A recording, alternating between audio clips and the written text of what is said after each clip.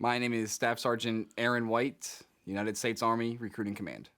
I was deployed when that happened, and prior to the brain injury, I was deployed a lot before that happened. So I did miss out on quite a big portion of Michael's life prior to the brain injury. Um, I make the best of it. It is what it is. I can't change it.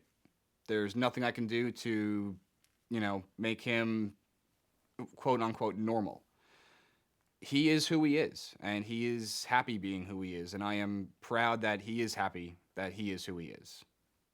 The military has actually done a really good job by me helping me deal with all of this.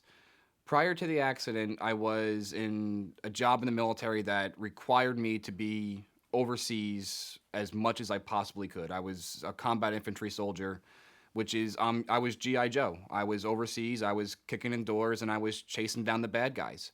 I'd be gone for 6, 7, 8 months to a year at a time.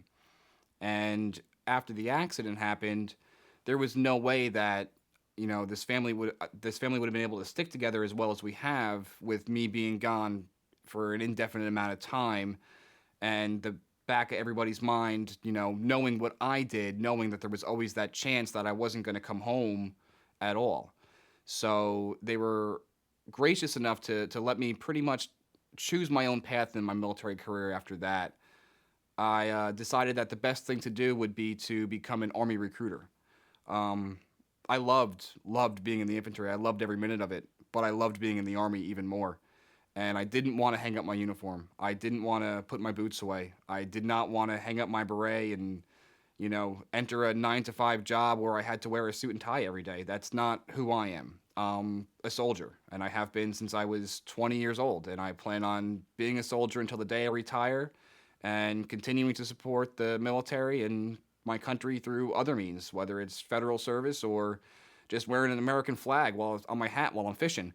But they let me become a recruiter, and because I'm a recruiter, I am non-deployable, so I will not go overseas. My mission here is more important because I need to provide the strength for the next generation of the Army, and the Army let me do that. So eternally grateful for them and can't wait to retire one day and, give back in other ways.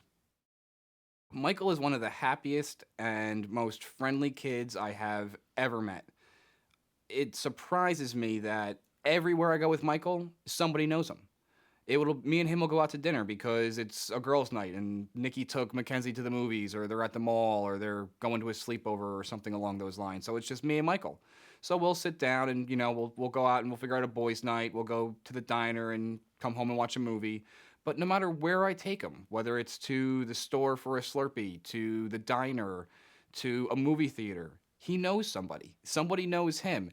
And I always hear it in the background, Dad, that's Michael. He goes to my school.